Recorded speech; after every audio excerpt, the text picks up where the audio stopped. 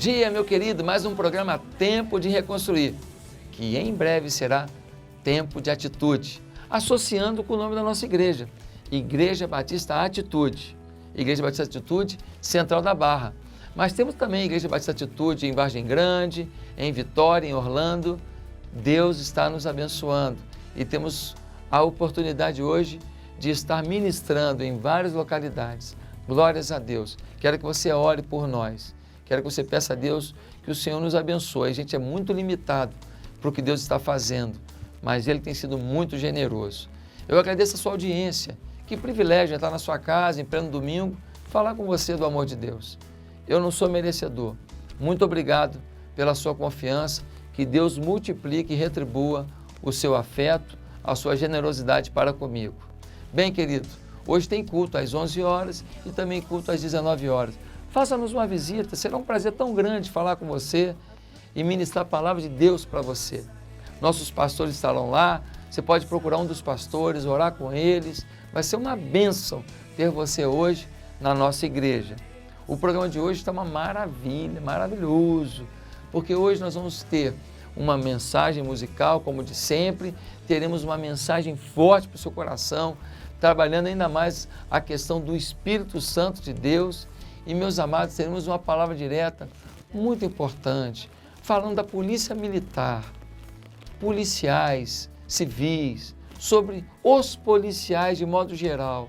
Essa classe que tem sido acusada, que muitas vezes é criticada, mas eu queria refletir um pouco mais sobre o papel deles. Essa semana, policiais militares foram mortos mais uma vez. Nós precisamos pensar sobre essa classe social, sobre esse grupamento social que interfere diretamente no nosso bem-estar. Quero falar sobre a polícia militar, sobre a polícia civil, sobre a polícia. Fique ligado, não saia daí. Eu já volto.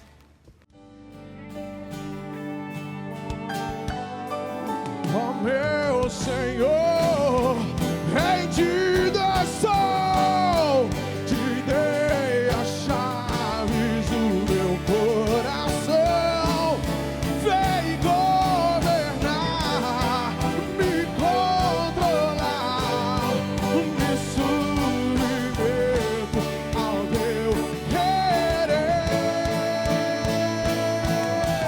reina sobre cante alto! Levanta a tua voz, levanta as suas mãos essa noite. Oh! E tudo vai mudar, porque reina, reina, reina,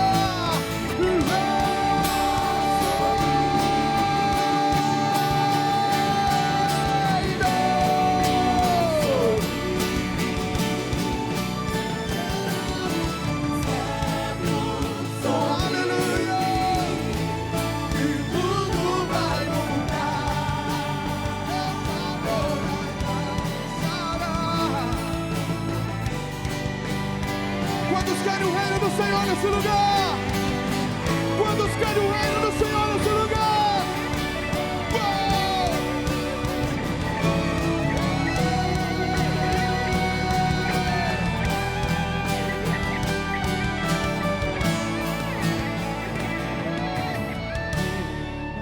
Sobre mim, que venha o teu reino sobre mim, estenda o teu cetro sobre mim, e tudo vai mudar, o teu favor me alcançará, reina sobre mim, venha o teu reino sobre mim, estenda o teu cetro sobre mim, e tudo vai mudar, o teu favor me alcançará.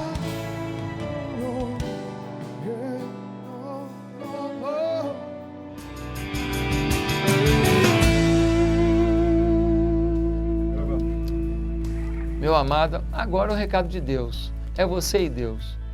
Só te peço uma coisa, faz uma oraçãozinha rápida, diga assim: Deus, estou aqui, quero te sentir, fala comigo. Deus vai te ouvir.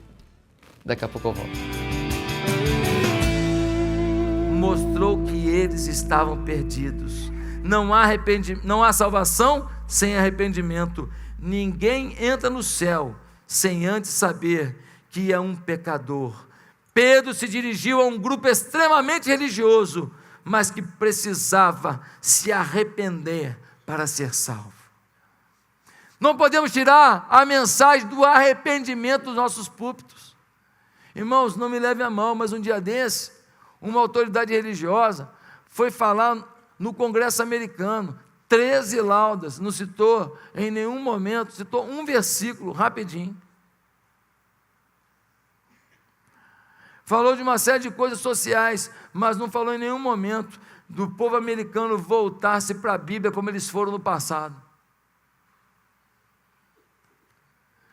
Não falou em nenhum momento deles se voltarem para Deus como aquele povo era voltado no passado.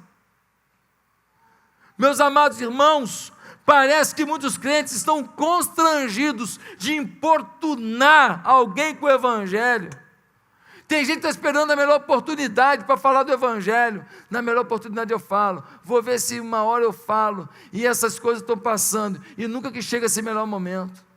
Esse melhor momento nunca vai chegar. E tem gente que vai visitar uma pessoa que está à beira da morte. À beira da morte. E chega lá e fala: pois é, fulano, lembra da gente lá naquele dia lá? Tempo bom, né? Você vai sair daqui, nós vamos ter um tempo bom de novo. E tal. Mas não fala: querido, você está preparado para a vida e para a morte? Pastor, vou visitar uma pessoa que está à beira da morte, vou falar de morte. Está à beira da morte, tem que falar do que ele está vivendo. Pastor, mas isso não é uma ofensa. Não, isso é amor.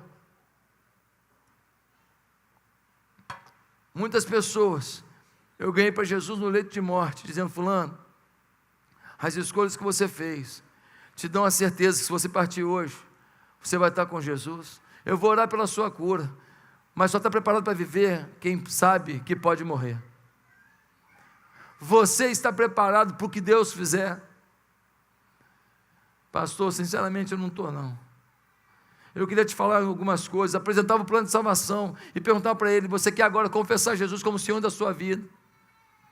Quantas vezes eu vi pessoas sorrindo no leito de morte, dizendo: pastor, eu quero me acertar com Deus, eu estou morrendo.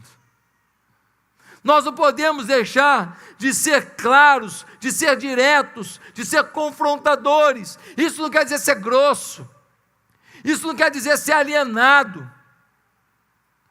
Irmãos, nós temos que parar de fingir que pecado não é pecado. Dizer que o divórcio é normal, divórcio não é normal. Divórcio é uma coisa destrutiva demais.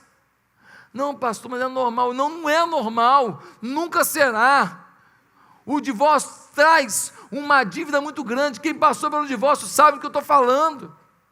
Os filhos pagam uma conta muito grande. Nós temos que tratar qualquer divorciado com muito amor, com muito carinho. A igreja tem que abraçar a pessoa, temos que beijar a pessoa, agarrar a pessoa. Mas, meus irmãos, negociar com o divórcio, não. Porque ele provoca profundas dores. Ah, pastor, não, nós vamos falar que não tem problema nenhum o vício, não. Não vai falar que vício tem problema? Nós estamos mentindo. Uma pessoa que tem um vício está aniquilando o seu caráter, está aniquilando a sua vida, está se matando mais cedo, está criando uma dependência frustrante, está cavando a sua cova. E agora, não pode falar, porque agora é normal os crentes encherem a cara por aí. Não, não é normal não, só é normal para quem não conhece o Jesus verdadeiro, porque o Jesus verdadeiro, ele é a liberdade. Conhecereis a verdade, e a verdade vos libertará. é o que a Bíblia diz. Nós precisamos parar de dar sinônimo bonito, precisamos parar de dar algumas palavras de eufemismo para aquilo que é pecado. Pecado é pecado. Muitas vezes, meus irmãos, nós estamos dizendo: não, eu sou zeloso, não, eu gosto de me arrumar. Não, você tem que admitir, o que você vive é vaidade. O nome disso, de comprar coisas que você não pode pagar para impressionar os outros, é vaidade.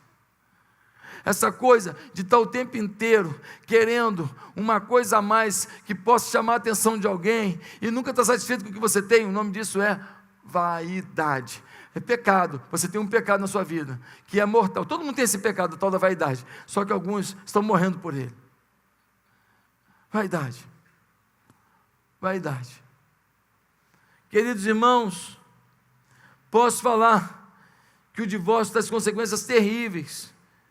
E a pessoa pode discordar, mas se eu falar: olha, eu li um estudo que diz que os filhos de casamentos assim, que acabam em divórcio, eles têm mais propensão disso e disso e disso. Eu citei um fato, eu citei uma pesquisa, e eu posso aplicar a Bíblia aquilo, respeitando a pessoa. Eu não preciso ser uma pessoa incoerente, intolerante, mas eu não posso deixar de falar o que a Bíblia diz que é a palavra de Deus. Meus amados irmãos, será que nós estamos vivendo isso? Será que a sua pregação é confrontadora? Eu tenho visto muita gente que está deixando de ser autêntico. Sabe o que eu fico impressionado?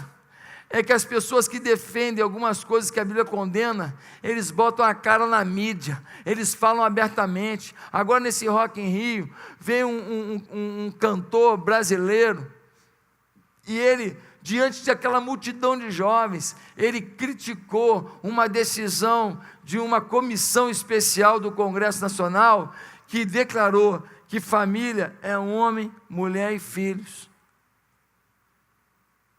Aquele cantor, ele foi lá para cantar, mas ele não aguentou, ele botou a cara a tapa, ele foi lá para discursar. Que absurdo, que retrocesso, é andar para trás, que preconceito. Mas qual é o preconceito? Dizer que a família é o pai, a mãe e os filhos.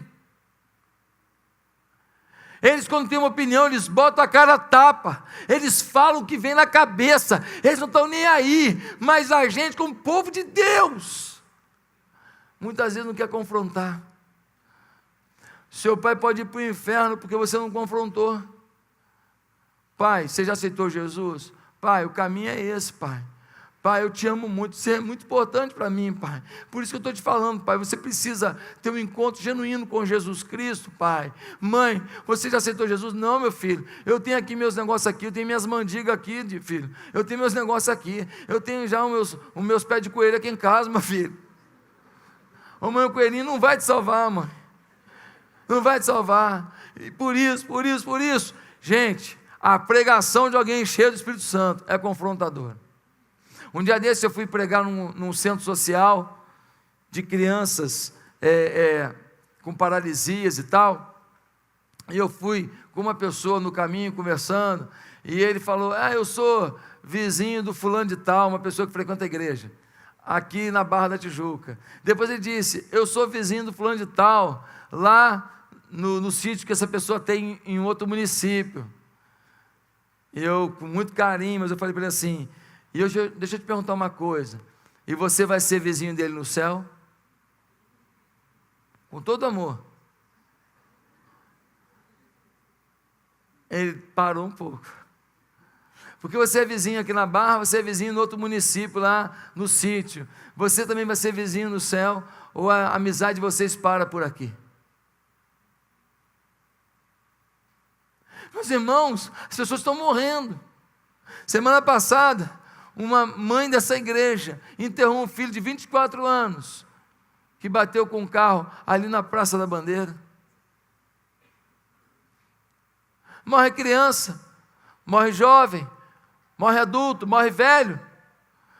Nós precisamos ter uma mensagem confrontadora, para que as pessoas escolham viver em Cristo. Nós não podemos falar para elas: vem aqui, a igreja é maneira, a igreja é legal, o pessoal é maneiro, rapaz, tu vai gostar, o louvor é bom demais, olha, o pessoal toca muito, olha, o pastor lá é legalzinho, torce para o Flamengo também e tal. Então, você fala um monte de coisa para o cara vir aqui, menos o seguinte: cara, Deus quer falar contigo, você precisa mudar algumas coisas na sua vida. Você está pensando que vai ser feliz do jeito que você está vivendo, você não vai ser. Deus tem algo a mais. Confronte, em amor, com carinho, com respeito, com muito respeito, muito amor, mas confronte. Terceiro lugar, como é que é a pregação do homem cheio do Espírito Santo? Sua pregação sempre cita o sobrenatural. Pastor, uma pregação sempre cita o sobrenatural? Sempre. Sabe por quê? Porque todo homem quer se conectar ao sobrenatural. E ele quer tanto se conectar com o sobrenatural, que tem gente que começa a se conectar com o sobrenatural, mas na verdade não é sobrenatural, é o material. Por exemplo, tem gente que acredita no duende, no cristal, na pedrinha, não é? No pezinho de coelho, na folha de arruda, na macumbinha, é ou não é? Num objeto de gesso, num objeto de madeira. Por quê? Porque essas coisas eu determino onde eles vão agir. Eu pego o objeto e falo assim: vem para cá hoje, vamos para o trabalho, fica aqui em cima da minha mesa para fechar um negócio hoje. Agora eu vou pecar, eu vou para a internet agora procurar uma amante. Então entra na gaveta, fica aí, amanhã eu falo contigo. Então eu começo a dominar o sagrado. Eu determino quando ele vai agir, quando ele não vai agir. Mas todo homem quer se conectar com o sobrenatural. Prova disso, que você vai em qualquer canto da terra, você chega lá e tem alguém o quê? Adorando um Deus, adorando uma divindade. Quem disse para ele que existe a divindade? Deus. Deus se revela a todo homem, dizendo: olha, tenho algo a mais. E todo homem quer se conectar ao sobrenatural. Deus fala com uma pessoa lá no final do mundo, nunca ninguém foi lá. Lá no final do mundo ele fala assim: não é possível que eu nasci para morrer e acabar. Os egípcios criam que havia uma outra vida, sim ou não? Tanto que construíam as pirâmides, aonde os seus faraós ficavam ali como múmias, para um dia ter uma nova vida. E botava tesouros, botava comida, para na nova vida ele já ter comida e tesouro. Amados irmãos, eu era adolescente, e um dia nós fomos para Arraial do Cabo. Quem já foi a Arraial do Cabo aqui? É bonito, não é bonito? Aí eu fui para Arraial do Cabo, e lá em Arraial do Cabo tem um lugar chamado Pontal do Atalaia. Quem já foi no Pontal do Atalaia? Eu era um adolescente, magrelinho, pensa numa coisa magra, com aquele tênisinho, né? Aquele tênisinho sem meia da Headley, né? Aquela bermudinha, né? Irmãos, nós fomos lá no Pontal do Atalaia para ver o pôr do sol lá.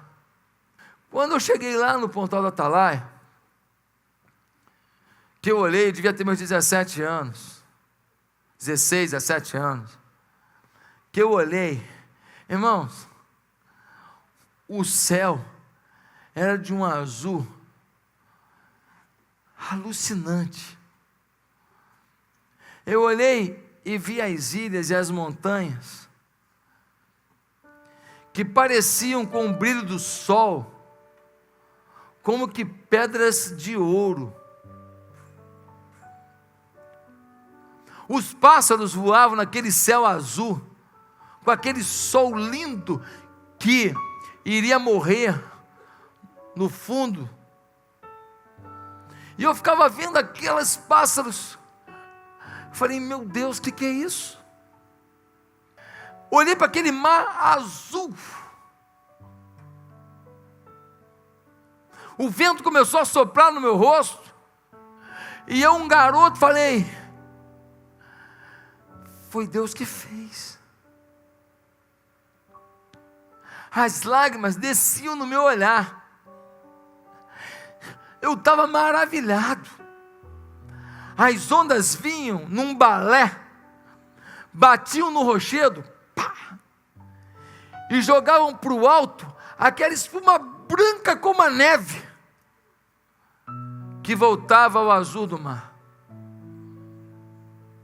Eu estava perplexo, eu estava estupefato, e naquele momento, um garoto de 16, 17 anos, só de olhar para a pintura do pintor dos pintores, disse: não tem jeito, Deus existe.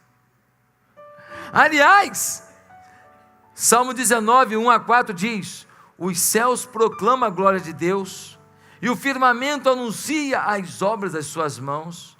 Não há linguagem, nem há palavras, e deles não se ouve nenhum som. No entanto, por toda a terra se faz ouvir a sua voz. Por toda a terra se faz ouvir a sua voz, e as suas palavras até aos confins do mundo. O sobrenatural de Deus chega na própria revelação da criação até os confins do mundo. Todo homem quer se conectar com essa força. Por isso que Pedro, no versículo 22, vai dizer assim: israelitas, ouçam essas palavras. Jesus de Nazaré foi aprovado por Deus diante de vocês por meio de milagres, maravilhas e sinais que Deus fez por intermédio dele. Ele cita o sobrenatural. Quando ele chega no versículo 24, ele vai dizer uma coisa impressionante: mas Deus o ressuscitou dos mortos, rompendo os laços da morte, porque era impossível que a morte o retivesse. Ele falou: olha, ele foi fazendo sinais e maravilhas, e um dia ele morreu. Quando ele morreu, parecia que era o fim, mas a força, o sobrenatural dentro dele era tão forte, que da morte ele ressuscitou. Pedro estava dizendo aqui, ele venceu a morte. Quando você o recebe, você recebe a vitória sobre a morte, porque quem está dentro de você não pode morrer. Então, quando você morre, a vida que há nele te traz a vida novamente. Você passa da dimensão da morte para a dimensão da vida, e vida eterna. Meus amados irmãos, a pregação tem que citar o sobrenatural. Meus amados irmãos, dá uma olhada no versículo 22, ele fala que Jesus fez maravilhas. Depois no versículo 23, ele fala que ele tinha um propósito aqui. No 24 diz que ele ressuscitou. Depois no versículo 29, ele vai dizer que Davi morreu e continuou morto, mas aquele que veio após ele permanece vivo, Jesus. Depois ele vai dizer que Jesus não só ressuscitou, mas Jesus está ao lado do Pai. E ele vai dizer que Jesus continua caminhando de glória em glória ao lado do Pai. Meus irmãos, esta mensagem é cristocêntrica. Cristo está no centro da Bíblia. Toda a Bíblia fala dele. Toda a Bíblia lembra dele. Nesse texto, nós vemos Pedro ressaltando a morte, a ressurreição, o triunfo e também o senhorio. Vai dizer no versículo 36 algo maravilhoso. Diz assim: portanto, que todo Israel fique certo disso. Este Jesus a quem vocês crucificaram, Deus o fez Senhor e Cristo. Ele é Senhor. Está doente, mas Ele continua sendo Senhor para te curar. Está enfrentando uma luta, Ele continua sendo o Senhor para te dar uma saída. Está enfrentando uma desilusão, Ele continua sendo o Senhor para te trazer a esperança. Está enfrentando um problema sem nenhuma perspectiva, Ele continua sendo Deus para abrir as portas que estão lacradas. Ele é Senhor da sua vida, diz o apóstolo Pedro. Aliás, tem um trecho maravilhoso que mostra que Jesus está em todos os livros da Bíblia, e eu queria ler para você. Em Gênesis, Jesus é o cordeiro no altar de Abraão. Em Êxodo, é o cordeiro da Páscoa. Em Levítico, ele é o sumo sacerdote. Em Números, ele é a nuvem durante o dia e a coluna de fogo durante a noite. Em Deuteronômio, ele é a cidade de nosso refúgio. Em Josué, ele é o tecido vermelho na janela de Raabe. Em Juízes, ele é o nosso juiz. Em Ruth, ele é o nosso parente redentor. Em 1 e 2 Samuel, ele é o nosso profeta confiável. Nos livros de Reis e Crônicas, é o nosso soberano. Em Esdras, ele é o nosso escriba fiel. Em Neemias, é o reconstrutor de tudo que está destruído. Em Esther, ele é Mordecai assentado fielmente no portão. Em Jó, ele é o nosso redentor que vive para sempre. Em Salmos, ele é o meu pastor e nada me faltará. Em Provérbios e Eclesiastes, ele é a nossa sabedoria. Em Cantares, ele é o belo noivo. Em Isaías, ele é o servo sofredor. Em Jeremias e Lamentações, Jesus é o profeta que chora. Em Ezequiel, ele é o maravilhoso homem de 4 faces. Em Daniel, ele é o 4º homem da fornalha. Em Oséias, ele é o amor sempre fiel. Em Joel, ele nos batiza com o Espírito Santo e com fogo. Em Amós, ele leva nossos fardos. Em Obadias, é o nosso Salvador. Em Jonas, ele é o grande missionário que leva ao mundo a palavra de Deus. Em Miqueias, ele é o mensageiro dos pés formosos. Em Naum, ele é o vingador. Em Abacuque, ele é o sentinela orando sempre pelo reavivamento. Em Sofonias, ele é o Senhor poderoso para salvar. Em Ageu, ele é o restaurador de nossa herança perdida. Em Zacarias, é a nossa fonte. Em Malaquias, ele é o filho da justiça com a cura em suas asas. Em Mateus, Jesus é o Cristo, filho do Deus vivo. Em Marcos, ele é o operador de milagres. Em Lucas, ele é o filho do homem. Em João, ele é a porta pela qual todos devem passar. Em Atos, é a luz brilhante que aparece a Saulo no caminho de Damasco. Em Romanos, é a nossa justificação. Em Coríntios, é a nossa ressurreição e o que leva os nossos pecados. Em Gálatas, ele é o que nos redime da lei. Em Efésios, ele é a nossa riqueza insondável. Em Filipenses, ele supre todas as nossas necessidades. Em Colossenses, ele é a plenitude do Deus encarnado. Em Tessalonicenses, ele é o nosso rei que virá. Em Timóteo, ele é o nosso mediador entre Deus e os homens. Em Tito, ele é a nossa bendita esperança. Em Filemão, ele é o amigo mais chegado que um irmão. Em Hebreus, ele é o sangue do pacto eterno. Em Tiago, ele é o Senhor que cura o doente. Em Pedro, ele é o pastor principal. Nos livros de João, é Jesus quem tem a ternura do amor. Em Judas, ele é o Senhor que vem com milagres de santos. E em Apocalipse, a igreja é conclamada a levantar os olhos, pois é chegada a sua redenção. Jesus é o Rei dos Reis e o Senhor dos Senhores. Aleluia! Meus amados irmãos, a Bíblia declara Jesus é o centro da história. Jesus é o caminho da nossa salvação. Jesus é a nossa esperança.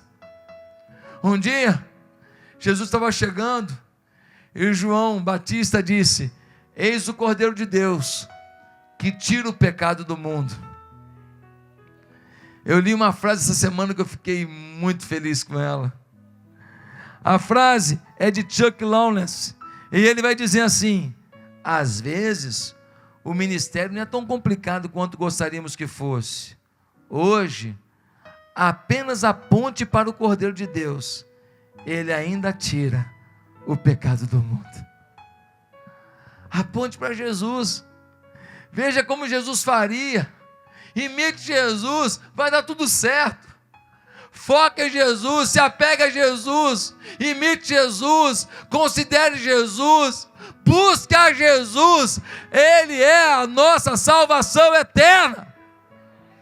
Meus amados irmãos, mas quero terminar dizendo uma última característica da pregação de alguém cheio do Espírito Santo. A sua pregação confia no poder do Espírito Santo para desbancar as resistências. Quem convence alguém do pecado não é você, não é a sua retórica, não é a sua habilidade. Quem convence do pecado é o Espírito Santo. João 16,8 vai dizer que o Espírito Santo nos convence do pecado, da justiça e do juízo. A pregação cheia do Espírito Santo, ela vai, mas ela não vai com letras apenas, ela não vai com fonemas apenas, ela não vai com palavras apenas, ela vai com a autoridade e o poder do Espírito Santo. Alguém cheio, as suas palavras não vão sem esse tempero do Espírito Santo. Por isso, gente, no versículo 37, depois de ouvir um sermão de Pedro, olha o que acontece.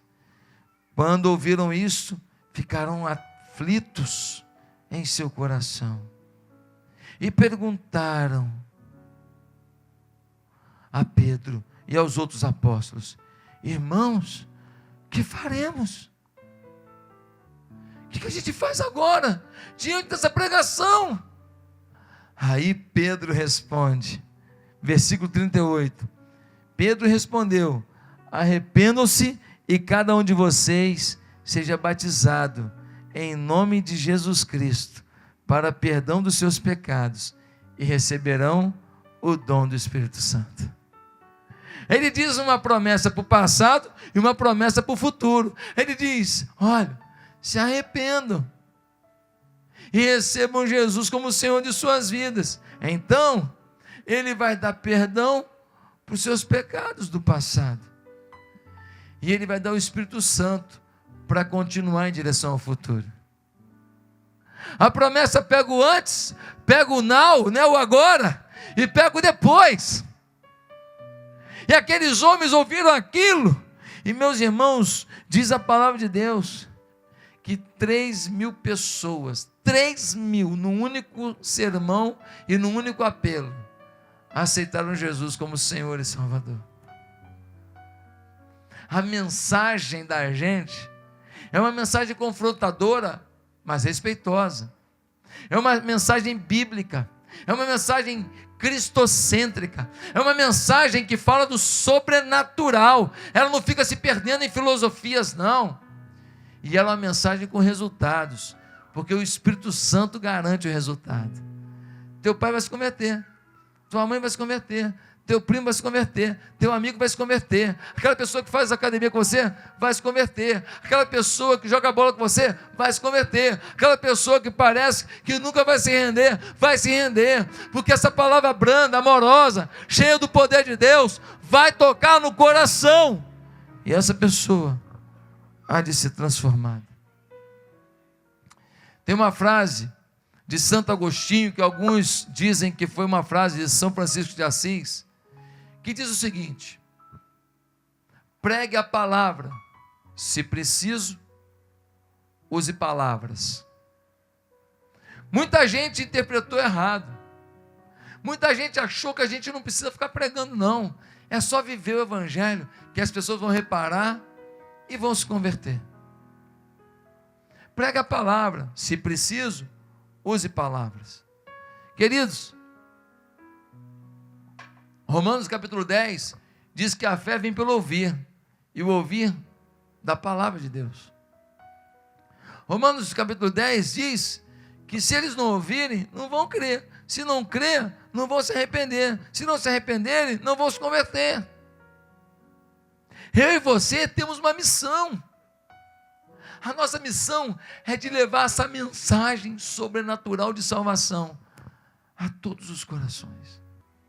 As pessoas que a gente ama estão num caminho de morte. Sem Jesus, sem a salvação eterna, sem acertarem a vida com Deus, o caminho da gente é morte eterna. É a Bíblia que diz.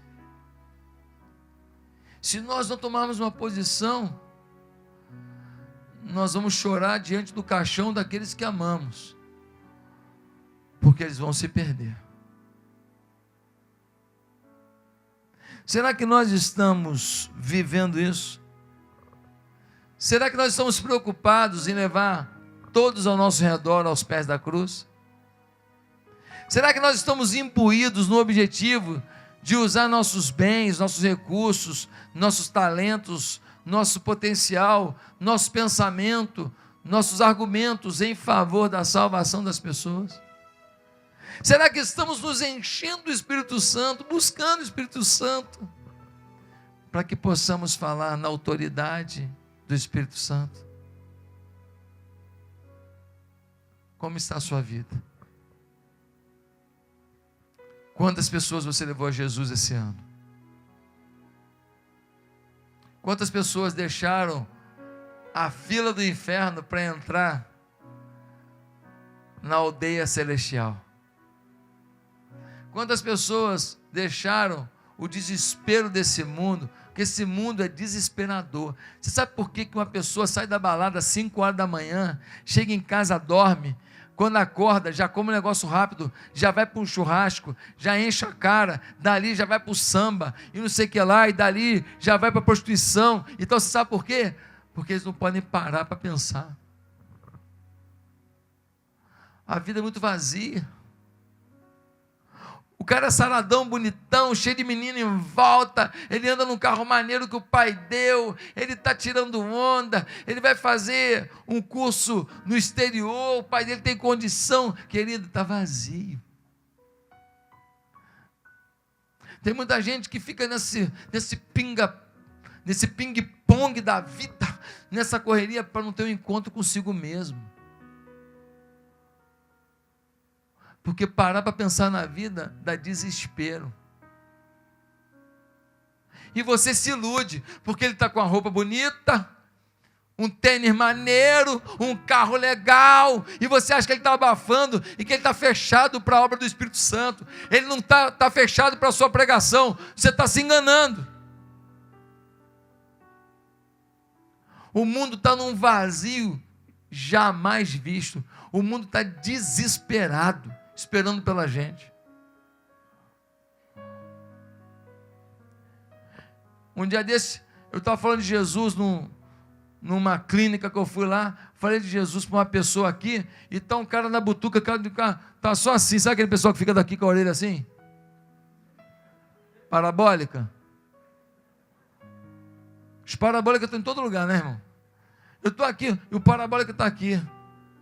Eu saí de lá, ele foi lá e perguntou para a moça: qual é a igreja desse moço? Onde é que fica?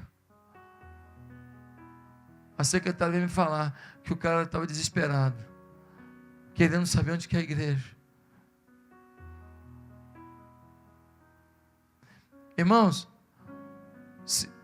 sexta-feira eu entrei num restaurante lá no centro da cidade. Entrei no restaurante, uma irmã aqui da igreja. Quando entrei, uma pessoa me abraçou, falou: eu escuto o senhor toda semana, o senhor não sabe como que o senhor está me abençoando.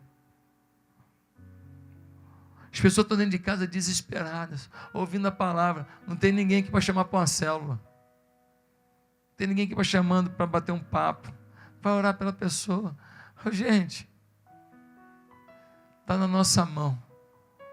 Nós temos que viver, sim, mas temos que usar palavras, sim.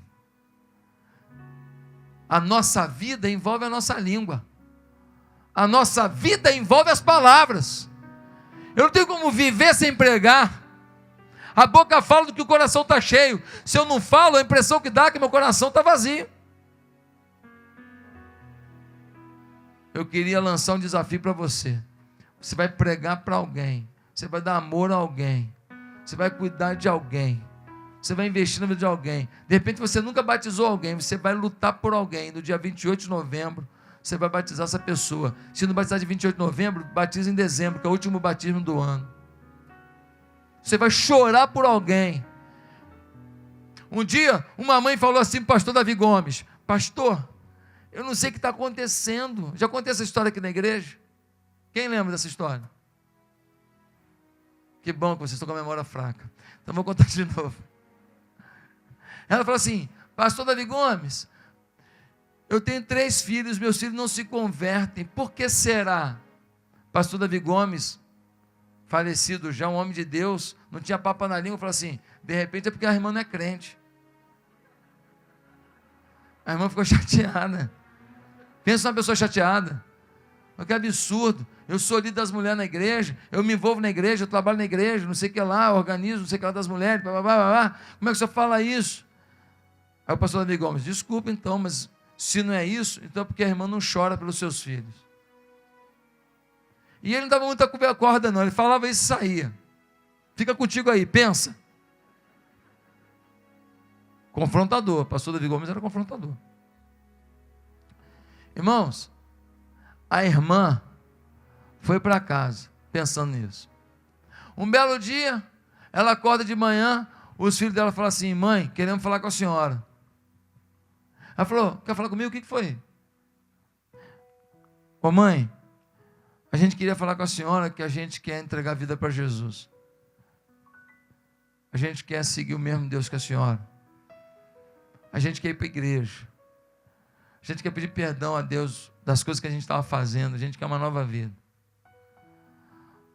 Ela falou: mas como é que é isso? Ué, o que houve? O que está havendo? Aí um dos filhos disse: sabe o quê? Mãe, eu estava com muita sede ontem à noite. Eu acordei e fui até a cozinha. Quando eu passei, escutei um barulho no seu quarto. Escutei aquele barulho, lá, abri a porta e falei: o que era? Quando eu abri a porta, mãe, estava a senhora de joelho. E a senhora chorava e orava, e a senhora falava: Deus, salva os meus filhos. Deus, não deixa um filho meu ir para o inferno não, Deus. Deus, por favor, transforma a vida dos meus filhos. Deus, toca no coração deles. Eu não gerei filho para o diabo levar. Eu não gerei filho para se perder no mundo. Eu gerei filho para viver para o louvor da tua glória. Deus, por favor. Mãe só chorava e clamava a Deus. Eu vi aquilo, fui lá, acordei meus irmãos, chamei meus irmãos. Eles vieram, nós ficamos dali olhando, a senhora chorando e clamando por nós. Um negócio tomou a gente. Nós fomos tocados, a gente começou a chorar também. Nós saímos dali, fomos para o quarto. Chegamos no quarto, a gente se reuniu e a gente não parava de chorar. E a gente viu o amor da senhora pela gente, e o quanto Deus é importante para a senhora e tem que ser para a gente. Mãe, a gente decidiu se converter. Você está chorando pelo teu filho? Você está chorando pela tua mulher, pelo teu marido? Você chora diante de Deus pelo teu vizinho, pelo teu sócio, pela tua avó, pelo teu irmão? Que Deus coloque na sua cabeça uma coisa: é impossível salvar sem olhos molhados. É impossível levar a Cristo sem paixão em lágrimas. Sua paixão é a alavanca de Deus para salvar quem você ama. Quero terminar essa mensagem perguntando: tem alguém aqui que nessa noite foi tocado por Deus e você viu que você não está vivendo isso? Você não está vivendo essa mensagem. Você não está vivendo tão próximo, tão íntimo de Deus assim. Mas nessa noite, você quer se arrepender dos seus pecados e você quer confessar Jesus Cristo como Senhor da sua vida. Será que tem alguém aqui que foi tocado por Deus hoje e quer viver um novo tempo com Jesus? Tem alguém que do fundo do coração fala: meu Deus, pastor, eu quero ter essa pregação na minha boca. Eu quero ter esse poder de Deus na minha vida. Eu quero que o Senhor conduza a minha história, conduza os meus planos, os meus sonhos, tudo da minha vida. Você quer isso nessa noite? Faça uma breve oração comigo. Ninguém precisa ouvir. Repita comigo assim: Santo Deus, nessa noite eu reconheço que eu preciso de Jesus como Senhor da minha vida. Sem Jesus não dá. Ele é o início e o fim. Ele é aquele que me restaura, aquele que me fortalece, aquele que me faz triunfar. Eu recebo Jesus como o Rei da minha vida. Eu peço que o Senhor me mostre o que fazer, porque eu quero fazer o que te agrada. E é no nome de Jesus que eu oro, com o perdão dos meus pecados. Amém. Bem, queridos, o programa está quase no fim, mas agora eu queria orar com você e logo depois a palavra direta, falando sobre a polícia militar, sobre a polícia civil, sobre a polícia. Essas forças especiais que cuidam da violência, que tratam, que enfrentam a violência nas nossas cidades. Bem, mas antes disso, queria te lembrar que hoje tem culto às 11 da manhã, às 19 horas. Você é meu convidado, será um grande prazer ter você conosco. Quero lembrar também que a nossa igreja se reúne toda quarta-feira, às 18 horas, no culto das mulheres, e 19h30 no culto da quarta profética. Pastora Fernanda Brum, pastor Emerson Pinheiro dirigem esses cultos. E no sábado, nós temos o culto jovem, às 7h30 da noite, direção do pastor Hannisson e do pastor Tiago. Uma bênção, você não pode faltar. Está vindo por aí a nossa programação de Natal. Rapaz, tá bonito o negócio, hein? Que coisa tremenda. Fique ligado que nós vamos anunciar para você poder participar, tá bom? Bem, se você quiser ajudar a gente a manter o programa no ar, você sabe como. Tempo de Reconstruir.tv. Tempo de Reconstruir.tv. Você clica lá nesse site, vai lá em contribuição e vai poder colaborar com um boleto bancário, cartão de crédito, do jeito que você puder. Eu preciso da sua ajuda e eu oro ao Senhor que te abençoe. Eu sempre clamo a Deus que abençoe os nossos colaboradores. Pastor, eu queria ser mais que colaborador. Eu queria divulgar minha marca. Eu vejo uns anúncios aí, eu queria divulgar minha marca no programa. Pode. Ligue para esse número aqui e assim você vai poder falar com a Dani e dizer, eu quero ser um patrocinador. Amém? Que Deus te abençoe muito. Fique agora com a oração sobre a sua vida e logo depois a palavra direta. Senhor, que este dia seja um dia de bênção, de resposta, de poder de Deus na vida de cada um de nós. Que esse programa de televisão tenha cumprido o seu papel e venha provocar uma revolução de amor e de fé em cada coração. Em nome de Jesus, que todos saiam de frente desse televisor ou dessa internet, mas saiam, a Deus, de frente desses instrumentos de comunicação para viver um novo tempo com o Senhor. É a minha oração, no nome de Jesus. Amém. Fique agora com a palavra direta. A palavra direta de hoje é sobre a polícia, tanto a polícia militar quanto a polícia civil. Eu bem sei que muitos vão dizer, eu não confio porque teve um que tentou tirar dinheiro de mim, teve um que fez assado, teve um que abusou de poder, e eu vi também um vídeo na televisão em que o policial fez isso, fez aquilo, e foi até filmado. Tudo bem. Eu só queria saber o seguinte, qual é a classe de trabalho, qual é a classe social que você não tem os bons e os maus? Será que todos os médicos são bons? Ou tem médico também que só receita uma coisa porque ele recebe algum tipo de benefício? Foi feita reportagem há pouco tempo na televisão falando sobre isso. Será que você também tem no poder público gente fazendo o que não deve? É o que mais tem, né? Será que na fiscalização, que deveria orientar quem está errado, para que não faça errado de novo, para que acerte, mas não. O aspecto maior é o punitivo, para que, apresentando uma dificuldade, se venda a facilidade. Será que em todo lugar não tem? Será que nós podemos dizer que a polícia é isso, a polícia é aquilo? Eu queria te falar uma coisa. Eu conheço muita gente da polícia militar, da polícia civil. É bem verdade que alguns que eu conheço talvez não sejam 100% muito corretos. Nunca perguntei, nunca falei sobre isso e nem eles nunca me procuraram para dizer assim, olha, eu faço coisa errada. Não. E temos também a Polícia Federal, né? A gente estava esquecendo, tem a Polícia Rodoviária, a polícia em geral. Agora minha pergunta para você é o seguinte, essa pessoa que ganha o salário que ganha, e vai para o morro trocar tiro para defender a sociedade, será que você também consegue valorizar o quanto essa pessoa é importante para o seu ir e vir? A gente critica muito, a gente acha que todo mundo é de um tipo ou de outro, mas eu queria te falar que tem muito evangélico na polícia, tem muita gente séria, muito cristão de verdade na polícia. E mesmo não tendo todos eles essa postura, esse caráter, eu queria te falar, o cara botar uma farda e sair por aí para defender a cidadania, para defender o ir e vir das pessoas, para defender a oportunidade da gente sair para trabalhar, sair para um desfrute, para um entretenimento, sem ser baleado em todo lugar, sem ser assaltado em todo lugar. Querido, esse povo merece a sua oração, no mínimo. Merece o seu respeito. Um policial nos Estados Unidos é uma figura respeitada.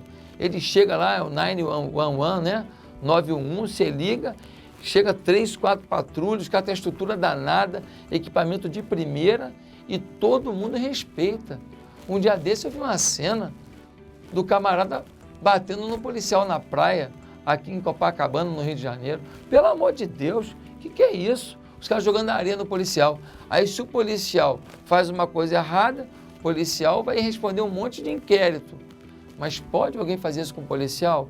Também não pode. Nós temos que resgatar o respeito por essa classe que tem feito muita coisa boa. São muitos sequestros que você já não escuta falar, sim ou não? São muitos roubos que você escutava e que você já não escuta mais. São muitas bocas de fumo que existiam perto da sua casa que foram fechadas. Tem muita coisa boa acontecendo. Agora, não sou a favor do mal policial, não. Não sou a favor do policial corrupto, não. Não estou defendendo quem faz coisa errada. Só estou dizendo que em todos os segmentos tem gente errada. Eu queria fazer uma proposta para você. Eu queria te pedir que hoje você levantasse um clamor pela polícia da sua cidade.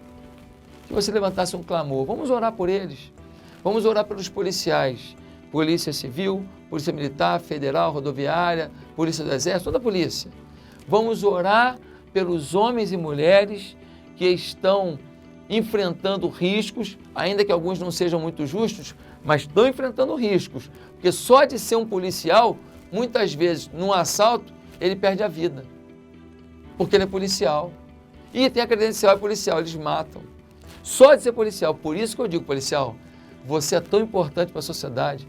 Você é tão importante para a minha vida. Você é tão importante para que a gente tenha o direito de criar nossos filhos nessa cidade. Você não deveria se corromper. Sabe por quê? Porque você é importante naquilo que você faz. Você pode não ter o carro que você gostaria, pode não ter a casa que você gostaria, mas você tem uma posição relevante. Você é um policial, você é um defensor da justiça, você é um defensor dos mais fracos, você é um limitador da ação dos fortes e gananciosos. Você é a polícia. Policial, que o seu filho tenha orgulho de você, que o seu filho tenha orgulho de olhar no teu olho e falar, meu pai é um homem correto. Eu conheço um comandante de polícia militar, que o camarada foi comandante de vários quartéis. Esse homem tem uma vida simples, uma vida ajustada, é um amigo pessoal, é um homem correto, honesto, é um homem que aposentou na polícia sem ter riqueza, extravagância, abundância, não. Uma vida muito simples, porque foi um homem correto. Tem muita gente de bem. E os que não são de bem, quem sabe, você me ouvindo agora, você pode mudar a sua vida. Você pode parar com isso. Pastor, já me acostumei, eu já conto com esse negócio. Para com isso. Você é a polícia. Você é importante para a gente. Cuide da gente. Cuide da cidade. Porque ainda que ninguém veja e te reconheça, eu conheço alguém que te vê e te reconhece. Sabe o nome dele? Deus. Jeová. Ele há de recompensar a sua atuação em prol das pessoas. Seja você de um grupamento especial como o BOP, seja você de uma ala de menos ação junto à criminalidade, talvez uma parte mais administrativa, mas tudo é importante para que a polícia exerça o seu papel. Eu quero aplaudir os policiais, quero aplaudir policiais de todas as forças, de todos os segmentos, e quero pedir à Guarda Municipal, estava esquecendo a Guarda Municipal, e quero pedir a Deus, e quero pedir ao povo, quero pedir a Deus que abençoe essa classe, que faça um mover no meio da polícia, e quero pedir a todos que estão comigo agora, são milhares e milhares, levante um clamor, ore pelos policiais da nossa cidade, do nosso estado, do nosso Brasil. Oremos por eles e que Deus os faça policiais de verdade, mais que vencedores. Em nome de Jesus, Amém. A minha